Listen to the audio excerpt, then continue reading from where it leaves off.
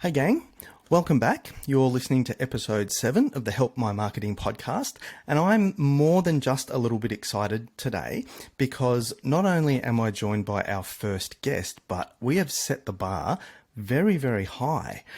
I'm joined by Jessica Muddit, who is a published author of her book, her memoir, Our Home in Myanmar, which she's going to talk about with us a little bit today. Not only that, she's a freelance journalist whose words appear in, wait for it, The Economist, BBC, GQ, Marie Claire, Sydney Morning Herald, Australian Geographic, and The Guardian, amongst others. So we're talking about somebody with some serious journalistic chops here. So Jess, welcome to the podcast. Hi, Simon. Thanks for having me on your show. You are very welcome. Thank you for giving up your time to be with us today. Now, we're going to dive into some PR related stuff a little bit later. But first, tell us a little bit about the time that you spent in Myanmar, because there's been so much kind of upheaval in that country. And so, I'm particularly really interested to hear about the time you spent there, what took you there, and what did you do while you were there? I first arrived in Myanmar in 2012, which was still about 6 years later than what I had originally hoped. I'd always just wanted to go as a tourist because I thought it looked beautiful. But I was living in Bangladesh at the time, and I had a friend who knew Ross Dunkley, who was called the Rupert Murdoch of Asia. And he ran newspapers in Cambodia and Myanmar and Vietnam for a time. So I just wrote to him and said, could I come across and work at the Myanmar Times? Because the media was starting to be liberalised. So, it wasn't illegal for a start. The Myanmar Times was a once weekly English language, Myanmar language newspaper. And the only other legal newspaper that was daily was the state-run propaganda rag. So I went there at the beginning of this really optimistic time when the military were beginning to embrace democracy, what they called a disciplined democracy. So they released Aung San Suu Kyi from house arrest. They held by-elections. None of this stuff had happened, in decades. And I was one of a couple of thousand expats who started to arrive in 2012.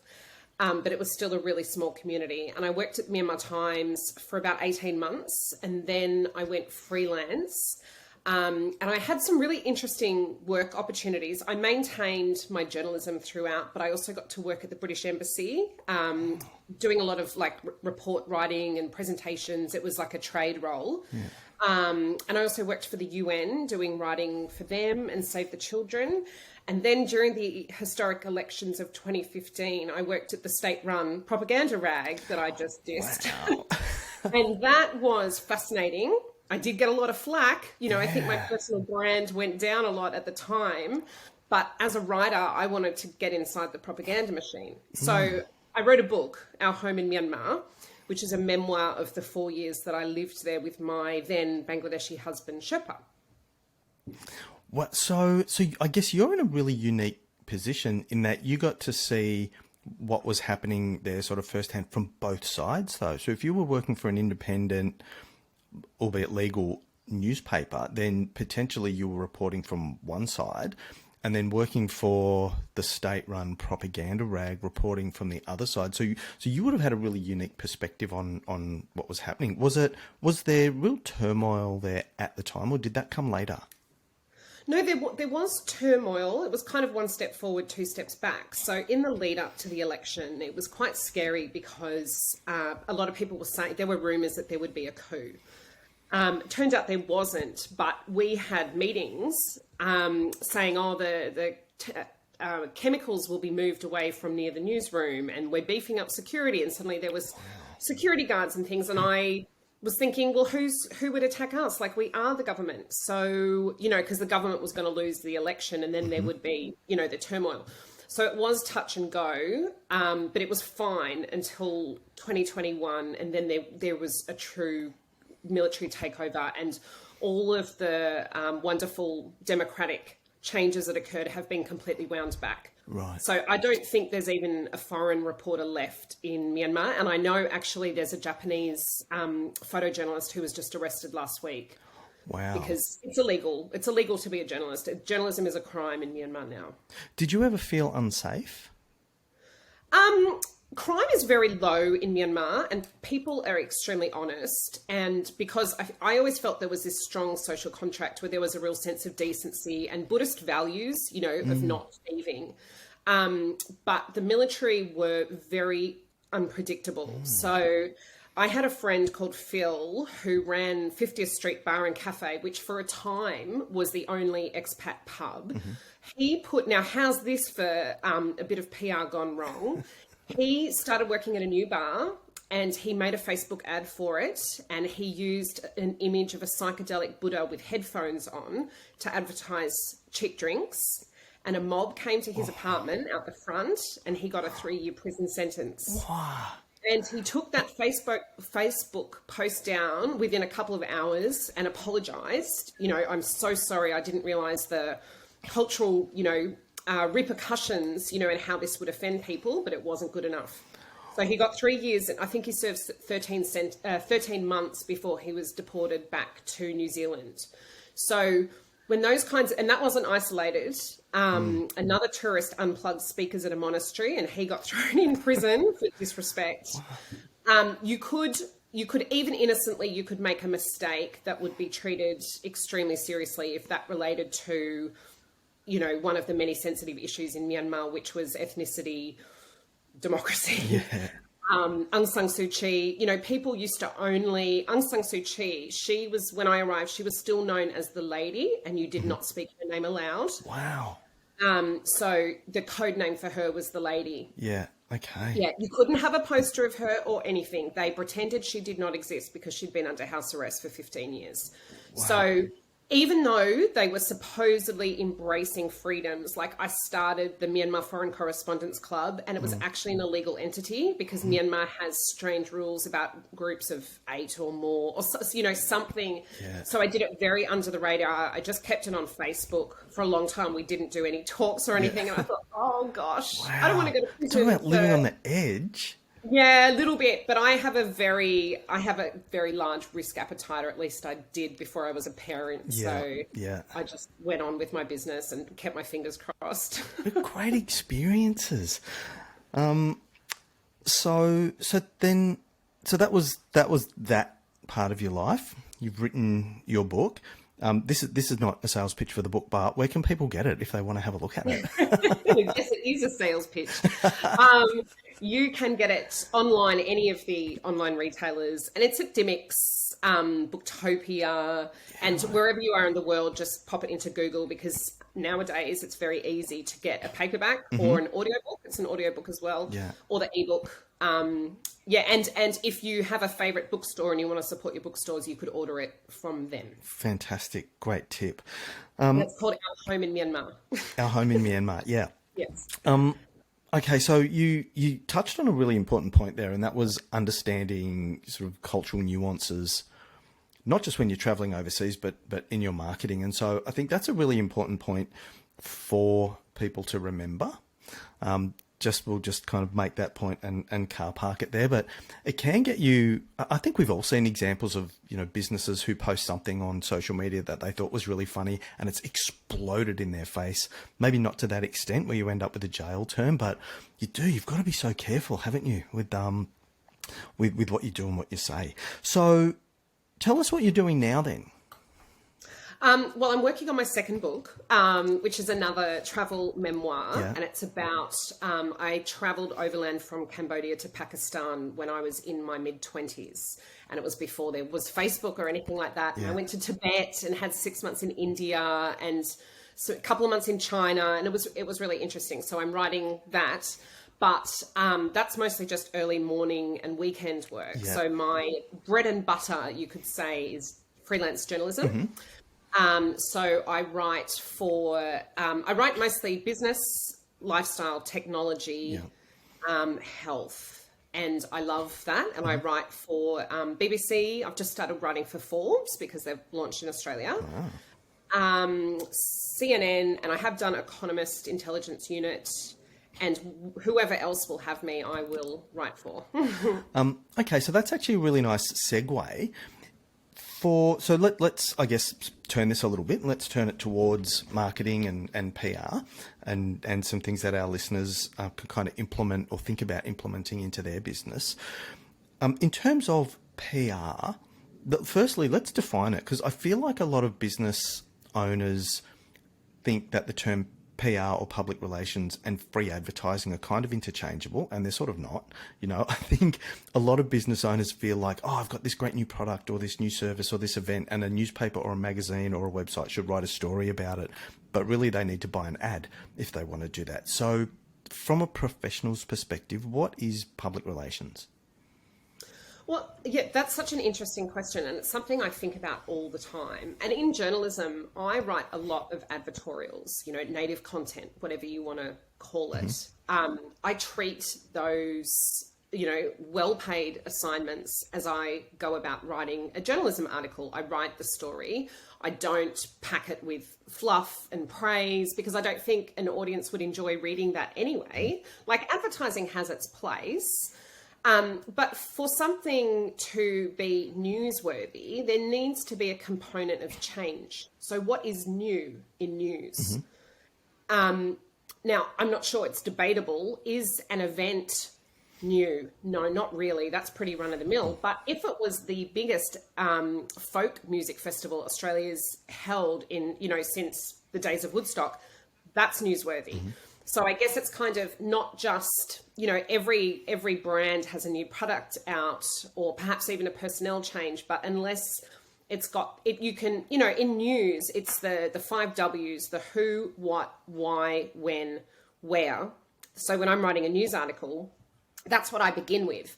And if that's really compelling, that first sentence is actually reporting facts. So 400 people last night were caught in a fire at a church in Egypt, and about 40 of those people have perished. That's your real event type news. But if it's we're a brand and we think we're fantastic, that's not something that a journalist is going to pick up. Yeah. But it could be an innovation that is solving, is it solving a problem? Often my first question is, what problem is your company solving?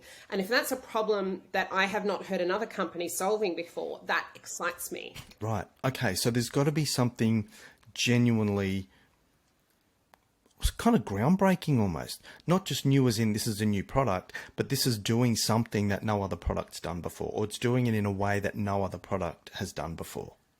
Yeah, it's the development of something. And so I suppose, because I'm a journalist, I answer your question by talking about journalism. Perfect. But to me, good PR is reputation management. And I did a story for In the Black, which is CPA's member magazine, on personal branding, which I found so enlightening, the experts I spoke to.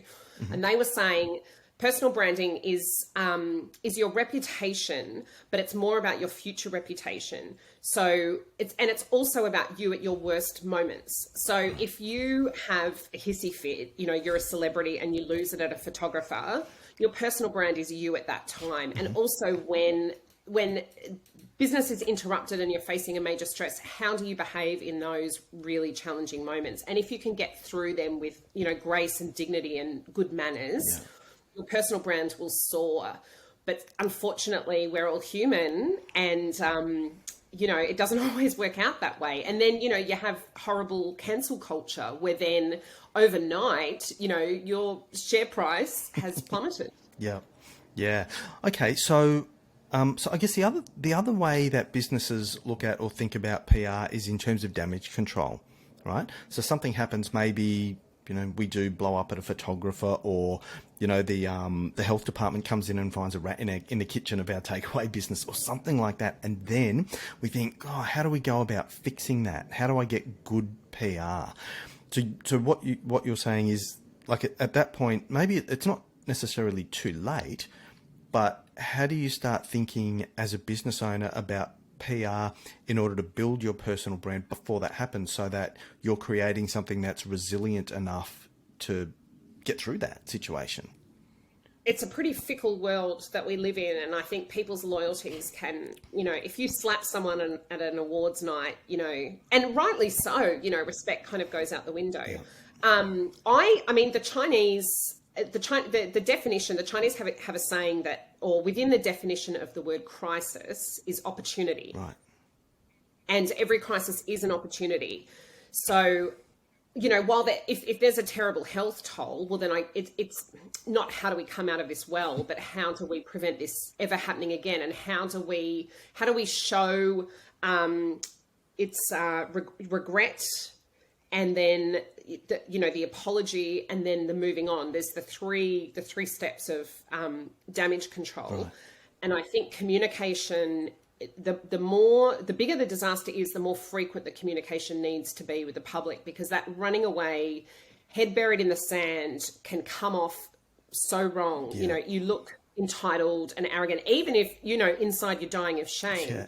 So I think that is really important. And, great PR, like I've seen them, some of the responses to the pandemic, some of the brands came out with things that I thought were genius, like, who gives a crap toilet paper? Right. Like we have some. They really stepped up. Yeah. And they're a beloved brand. But, not every brand is like, profit with purpose. I think a good PR team will not seek to avoid blame. I think taking responsibility, stuff happens in life. Like, we're not perfect, but I think that the honesty and transparency for a journalist like me, it will work wonders in not dismissing a person outright. Yeah. Okay.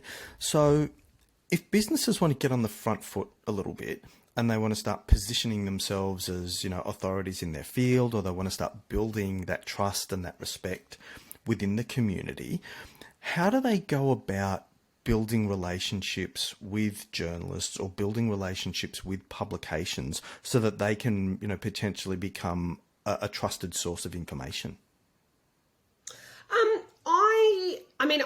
PR stuff really help me. They save me a lot of time, and I'm grateful to them when we're working well. And they send me frequent releases. They know, the topics that I write about. So I had one this morning from an adult film actress in the United States. It was her agent. And I was like, what? Like, you don't even know me. Yeah.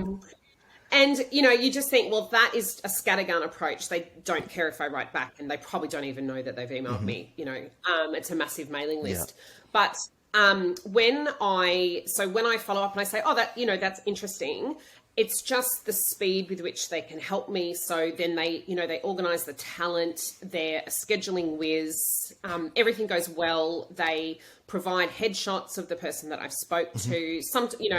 Sometimes they're amazing, like background notes. Do you need anything else? Just checking in. And, I expect them to ask me, when's it going to be published? And I always say, I'll send you a link to the article. Yeah. And then we have when that article is sent, because I think it's important for me to keep my word on that. They might say, oh, we saw it this morning or whatever, and we're really happy with it. And then sometimes they say, like, oh, I have another client, like, and they've just done this, and this development. Would you like to interview them? And then sometimes, it depends on what my editors, would like. But sometimes I've said, okay, yes, I do need a public sector expert. I'll contact you in 5 weeks because I know there's going to be an opportunity request. And then we did. So that's how we did it. And they're just a pleasure to work with. Yeah, okay. So I guess, like, from your point of view, it's about whomever is sending information to you, it's about them understanding what it is that you do. Like, you mentioned the areas that you write about. And so it's business, it's health, it's not adult entertainment, right? So it's about understanding. I guess is it about problem solving? It's about understanding, what does this journalist write about, and how can I help them pitch something to their editor potentially? Yeah. That's got a newsworthy angle. Yeah, and often they'll start with, oh, I read your great article on, XX for, whatever magazine. And I'm like, you know me, you know people well, begin with flattery and then, start totally. to pop up. Yeah. But that shows immediately that they know who I am. There's no, there's no sort of spray and pray approach to the kind of email contacts. And then like often they'll follow up, but I do get so many that if it's not of interest, even if I have a working relationship with someone, I won't reply. And I know as a journalist, when I pitch and an editor doesn't reply, I feel miffed about that if I think, come on, we've worked together before. But in the media industry, it's impossible. We'd spend all day replying to each other and never write anything or do anything. So I find the professional ones, they might, which is the majority, by the way, they will follow up. And I think that's the conscientious thing to do, at which point I might just say, I don't have capacity right now. But there's no hustling beyond that. Yeah. And then it's just, hopefully next time we'll have a better fit. Yeah. Okay. That's something that business owners are probably not really good at in lots of capacities is follow up. So what you're saying is it's okay to give a bit of a nudge, but don't become a pest. Otherwise you'll kind of get your email address blocked. Yeah, I mean, I do receive calls, and I received one this week from a PR person, a phone call. And I know some journalists, because I read their tweets, they don't like it. They don't like being phoned up. Or sometimes PR people send the email and then phone up within 15 minutes, which is a bit, it's a bit, unless it's breaking news, probably don't do that. I don't mind, because sometimes a conversation is just quick and effective, but it very rarely happens, and it would bug me if it was a lot. Yeah, okay. So this is not the first time that you and I have spoken, and it's really fun to have the shoe on the other foot this time, because last time you interviewed me, and I found the opportunity where we spoke last time through Source Bottle. Where else should people be looking in order to find those kind of opportunities, rather than just reaching straight out to someone with a bit of a hope and a prayer? Yeah, I was grasping at straws when I still remember the day someone told me about Source Bottle. It was another freelance journalist, because I was putting stuff up on my Facebook page. Hey, friends, does anyone have a red house and you've recently painted it blue, and getting crickets? Yeah. Source Bottle is my best friend for sources. If it's of a certain topic, because it allows me to read about people's background and then to select the ones that I think will be best, which was you, Simon. And Twitter to a lesser extent. And I actually don't really like, maybe I'm a bit superstitious from Myanmar, but I don't like publicly discussing my stories because I also like to keep my cards close to my chest. Like, I'm just throwing it out there. Oh, here's a story idea that I think is great. Yeah. Other journalists read about it. Nothing's stopping them to go and pitch it, to a rival publication. So I don't really like to do that. Yeah. But if I'm finding a scientist, then I look for their research papers. I also, for me, a really big thing is who's spoken to the media before. Because I'm not going to contact an extremely busy pediatrician if they have a habit of not giving interviews. They're just solely focused on their casework. But if I see, okay, this person's given an interview and their quote's, going to be interesting 9 times out of 10, then I think, okay, they're not hostile to the idea. Yeah. They're worth contacting. But at the same time, you don't want to feature the same voices. Yeah. So a mix is good. For me, LinkedIn is my other best friend, because at a glance, you can see, is this person the real deal? Do they post interesting things? They're not too softly and just saying nice things all the time. And it kind of gives you an idea of their personality, the way they write and that kind of thing. So, and obviously credentials. Yeah. Okay. So when you're looking for if somebody's looking for opportunities, then platforms like Source Bottle, keep an eye on, follow journalists on LinkedIn and Twitter potentially in case they put call outs. But then you're looking for somebody who's maybe a little bit controversial, somebody who's going to be interesting to speak to, who's not, can we use the word beige? Somebody who's not too beige? Yeah, I don't. Yeah, if they're too beige, there's not going to be anything quotable. Yeah. I'm not in the kind of journalism of like starting fights and people getting really riled up. And 9 times out of 10, I need really real top of their field experts. And I can see, but I can see also that they're not a recluse, that they are happy to engage with the public, because that's a different thing as well. Like some scientists are withdrawn and they don't really, they're just content to do their work. Yeah. So, and then also what kind of buzz are they generating? So for me, one of the, I'll call it a gold nugget, was I heard about, so I also listen to the radio in the morning. And I have found some terrific stories from ABC Sydney. And one was a new genetic test that can retrospectively determine if you began life as a twin, but your twin died in the womb. Oh. So I heard this guy talking about it and I scribbled down the notes, and then I pitched my editor at BBC and she was like, go for it. And I found a scientist in Holland she just had one paper on it, and there was hardly, or very, very specific scientific websites had said this amazing breakthrough. And I was like, this can go mainstream. Because it's so interesting to so many people, because a ridiculous number of people began life as a twin. Wow. But that is unusual. Normally, if there's a breakthrough, it will be on 20 websites and then I'll find it and I'll be like, oh no, I can't write about it now. You wanted the scoop. Yeah. Okay, so that's really interesting. So the process of getting something maybe picked up and published begins way before you've got something that you think is worth publishing. You need to actually be producing content regularly to show that you are, I'm not really sure how to describe that, but to build some credibility, so that when somebody like yourself stalks our profile after having received something, you can see, oh, okay, this is not just a one-off, but this person regularly produces content.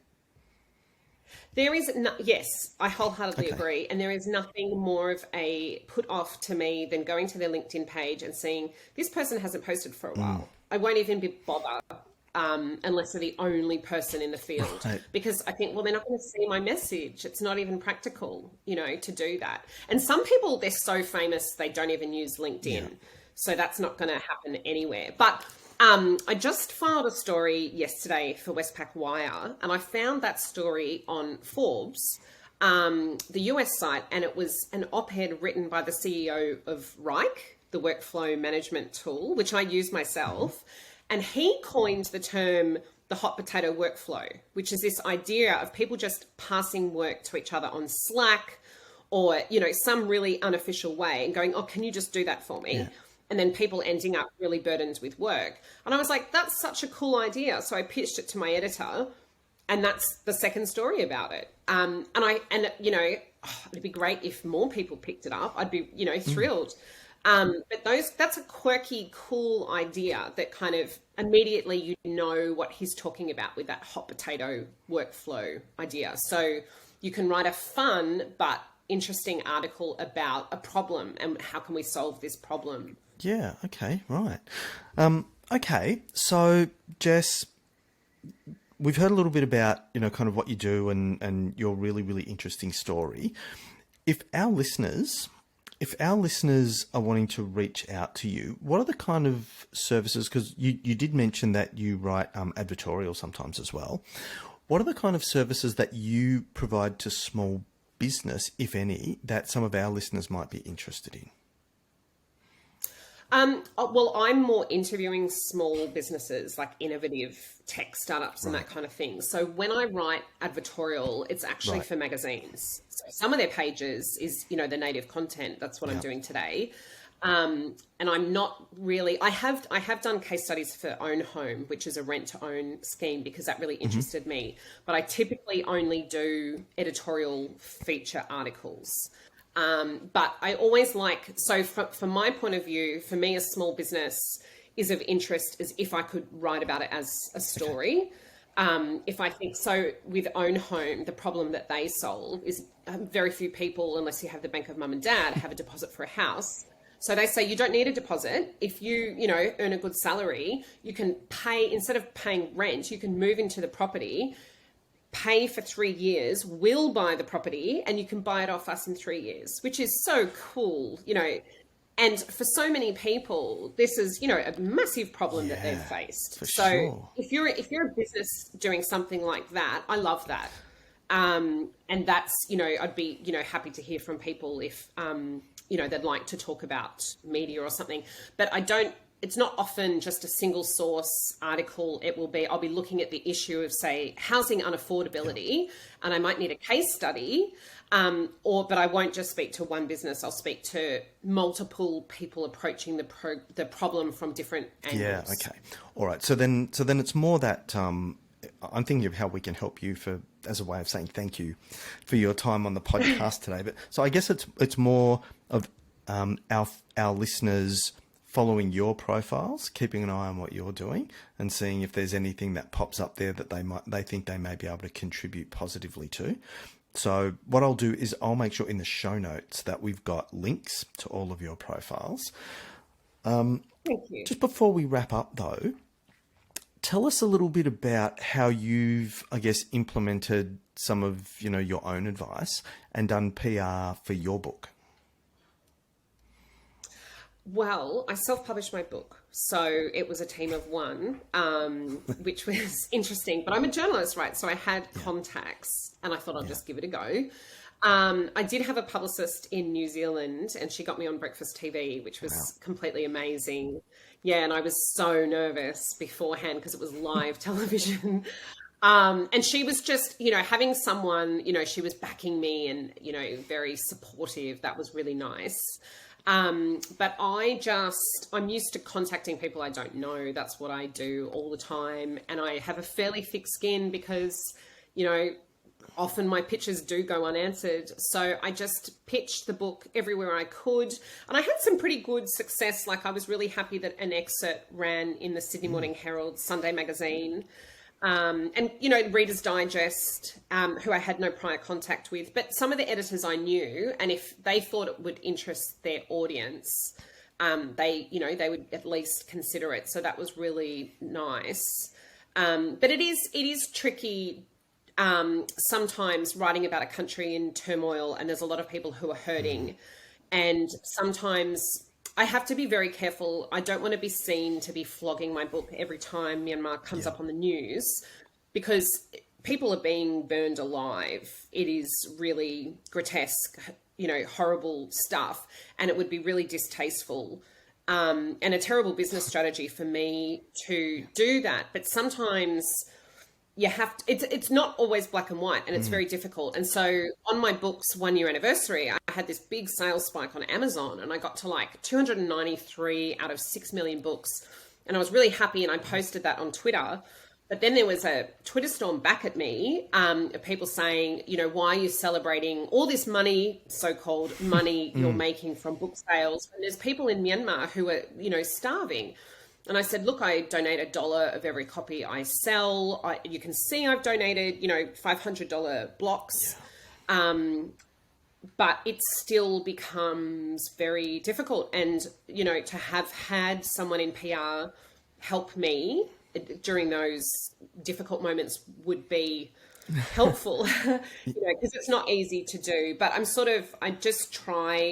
try to separate it. So I don't hashtag what's happening Myanmar, which is like the news alert anytime I mention my book. And I try to be respectful, but sometimes, we all know on Twitter, the tone can be misinterpreted and keyboard warriors will just find anything to grab a hold of so that they can start some kind of argument.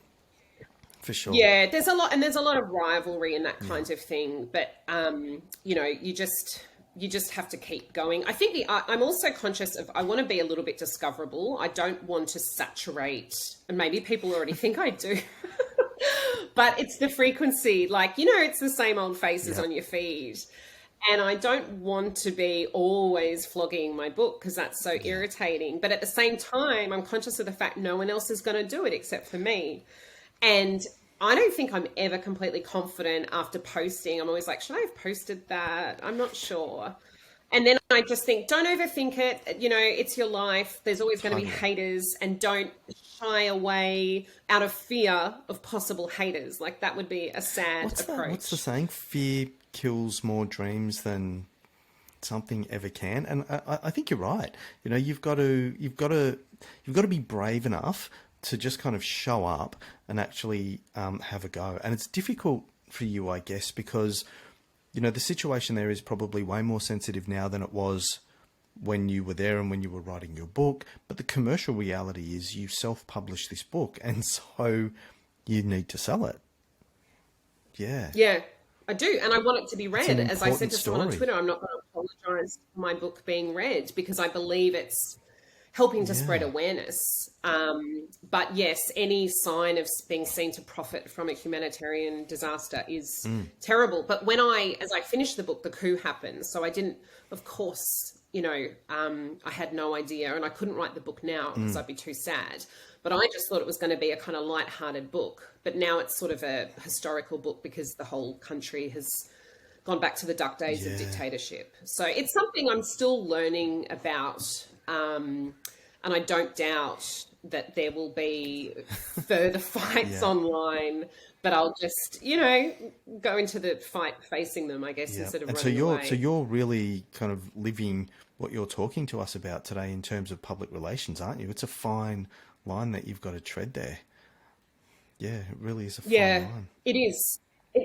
It is, and making a poor judgment is hurtful to people who are really suffering, and it's not just Burmese people, but it is them primarily. But my network, there's a lot of people who've lived in Myanmar for a very long time and may still live there or had to flee.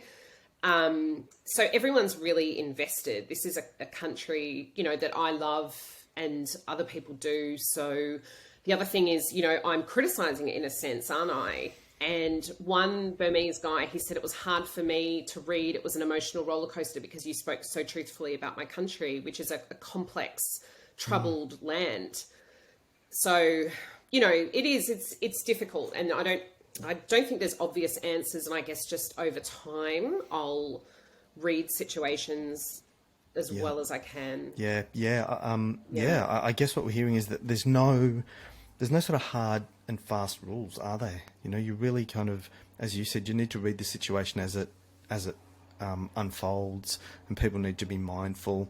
People need to be mindful and not tone deaf of what's happening in our, in our environment, I guess, in our ecosystem, when they are looking for ways of promoting themselves. I'm always going to tie this back to business and marketing. When they are looking for opportunities to promote themselves, to not be tone deaf and to not say something that even inadvertently is really hurtful and offensive.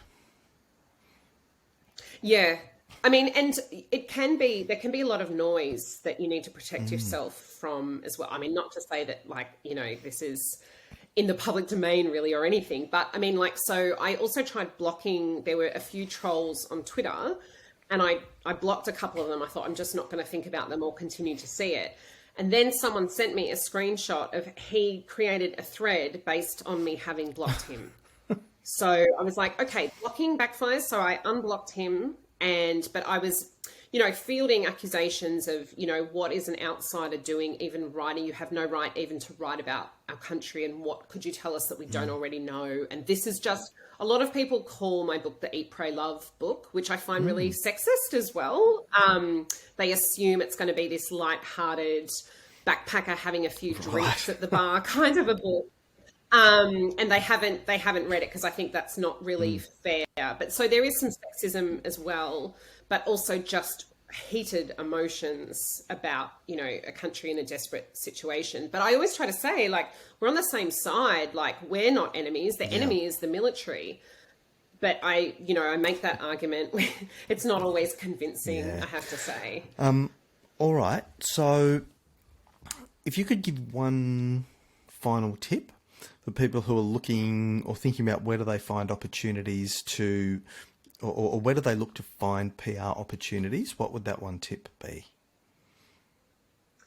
Well, going back to who gives a crap again, if you're starting a business and you can think of something that in this visual world that we live in that really gets your message across loud and clear. So the founder of Who Gives a Crap, do you remember that he sat on a toilet for 50 hours until they raised $50,000? And he filmed it. Yeah.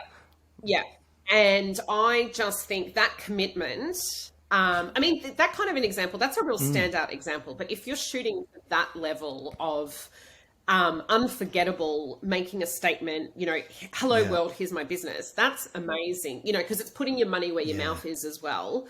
And also that's a very eccentric thing to do. So I know he's going to be good talent to Yeah, for speak to. He's sure. definitely going to be an interesting guy.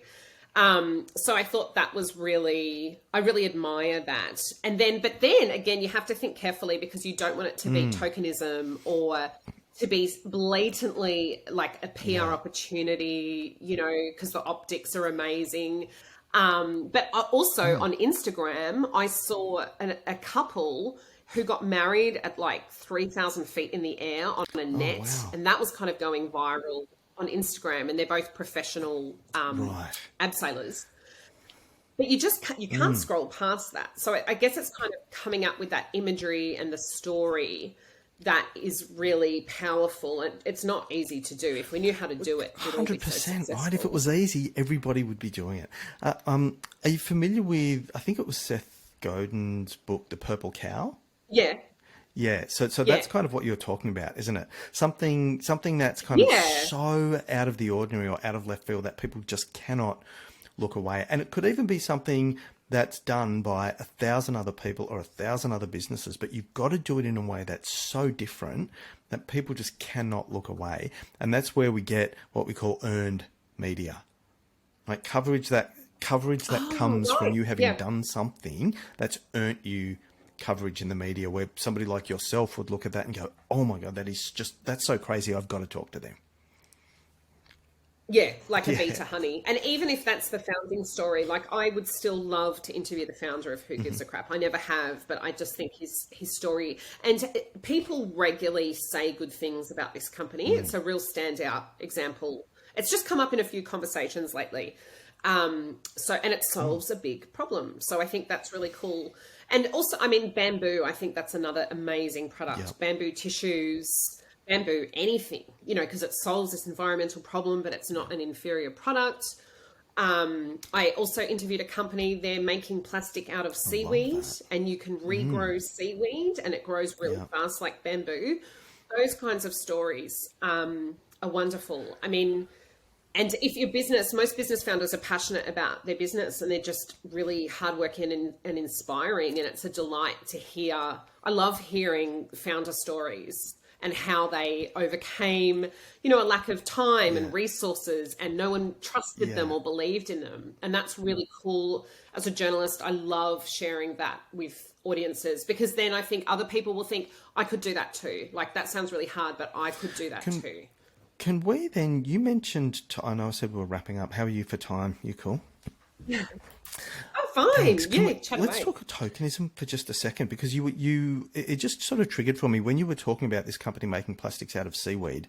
Some of the big brands, right? And we won't name them, but some of the big brands are now producing products that are made from, say, recycled plastic and talking a lot about it. And I think, I don't know what percentage of their product line is actually made out of this recycled plastic. Is this tokenism? Is this them finding an opportunity Yep. to say, look how great we are, when the reality is they're still crap, but they've found that like this little greenwashing Yep. opportunity or something? Look, greenwashing, I find it gross. And I suspected it existed for a long time before I heard the term, but I could never name what it was. But I know it is rampant because every man and his dog, people have realized it's important. And so doing things like we won't name the energy company that tried to separate its dirty business from its clean business so that it could claim to have one clean business. The tide is starting to turn. The problem is you've got to balance all the red tape with actual change and actual good practice. And this is very new. And I think customers can be duped, but I think there's also quite a good green police force out there of citizen journalists who will call BS when they see it and keep questioning. One thing is single-use plastic bags, or so-called recyclable single-use plastic bags. They may be making the problem worse. Almond milk was another one. Actually, all the water that goes in, if you look at it holistically, but when it's deliberate dishonesty, that is reprehensible, and that's where I think your customers will never return. Once you're caught in that kind of Volkswagen type, we're cheating on our emissions tests, that goes down forever as a case study in what not to do. And they still haven't rebuilt their brand damage, however many years on it is. So that's a real failure of leadership. But I think small businesses, you mustn't cut corners. Australian consumers, I don't know, I've been doing some work for a consultancy firm, and they're saying that there's still, a consumer will claim to say, I will pay more if it's environmentally and ethically produced. But when it gets to the checkout, they'll still choose, it's called the intention gap or something. So I understand, you can't have, $400 bags of peanuts because people, just don't, there's a lot of economic pressures on everyone at the moment. But being as honest as you can and never making a false claim, just don't make any claim. If you've got a great product, would you agree with absolutely, that? Absolutely, 100%, because inevitably you will get found out. If you make a false claim, you will get found out. And I think the age of, marketing spin has gone. Consumers are way more informed than they've ever been. Thank you to social media and the internet. And honesty in advertising is so important now. Positivity in advertising is so important now. We're kind of moving away from that, finding a pain point and agitating it, and more towards, helping people genuinely achieve goals and dreams. Like, that's what marketing should be about. We want to be the brand that makes people feel good about themselves, not the one that makes them feel, less than. And so I think, go on. Yeah. Well, the only thing that I would disagree with, as a journalist, I like plain speaking and words that mean what you say and say what you mean, as Dr. Zeus says. There's a new trend in hair products where if it's to help with frizzy hair, you don't write that it's to help with frizz, because frizz has negative connotations. And I'm like, but I want that product. I know, what's wrong with my hair. I think it's a fine line. So now it's like, volume plus or something. And I just think that's a bit silly. Again, these are hard questions. Like, when are you going too far in the other direction? But yeah, as you say, those days of like, you better buy this fitness equipment or you'll, die of being overweight or something like that. Fear-induced. Yeah, totally. And I guess that's, maybe not as eloquently as I could have. That's what I was trying to say, because traditionally it's been finding a pain point and agitating it and making people feel so fearful that if I don't buy this thing that's being offered, or all the things, that something bad's going to happen, or I'm going to miss out, or people are going to laugh at me. We don't want to make people feel like that. We want to let's spin it around and say, well, what do you want the outcome to be? How can we help you get there? Instead, you want the outcome to be that you're fitter or healthier. I think marketing towards parents has a bit to be desired. Like, that's often still going the guilt route. And like, I have a 3.5-year-old and a 2-year-old, and I'll sort of like half laugh at some of the products. Like, it's all like blazing safety notices across it. Like, this is the only safe option, really kind of. And I think when it's your first child, it is genuinely stressful. And I myself have this huge fear of choking. But I still feel like all this, like, it's gone a bit too far in the other direction, like organic, blah, blah, blah, blah, blah. Like, I would joke that on the list of ingredients for something for a kid, there's a list of all the things that are not in it instead of what is in it.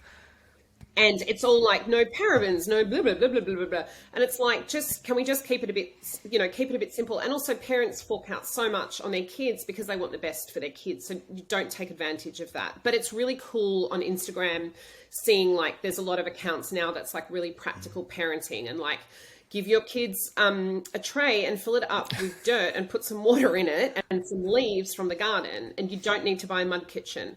But for the majority of the time, it's buy this and this and this, and they grow out of it fast. And maybe the money could be better spent sometimes. So that's one area, like the marketing towards women, and to an extent men, like that sort of guilt-induced. It's more negative. I agree. And I guess we're fortunate at Orbit to work with a lot of brands who are not kind of who don't like that kind of marketing. But I think you're right. Truth in advertising, more important than it's ever been, because consumers are so well informed, and taking that other route, putting that spin on things, or saying something that isn't 100% true, it'll come back and it'll bite you in the bum. And like the Volkswagen example that you gave, it can take a really long time to come back from that. Some brands will never come back from it. Yeah, and if you're a small business and you don't have like a PR department, how do you come back from that? Like that's just, that's really, you're sort of one and done. It can be one strike and you're out sometimes, So yeah, I think truthfulness it's always the best approach, because but it staggers me. We hear about people all the time who lie. And for me, it's not that they could do it. It's that they thought they could get away with it. It's nuts to me, but we're all built differently. But I agree. I think, your days are numbered, if not today, maybe in a year, and all the other good work you're doing can be erased, which is such a shame. Yeah, agreed. So that's let's leave it on that note. Be honest in your advertising, be positive in your advertising or your marketing. Jess, it's been an absolute pleasure catching up with you again. Thank you so much for your time. We're going to go live with this Thursday. So, gang, thanks for joining us on the podcast. Jess, any parting words? It's been an absolute pleasure talking to you again, and I hope it's not the last time we work together as a team. One of us is asking the questions. I love it. I'm sure we'll chat again. Jess, thanks very much. Okay. Thanks, Simon.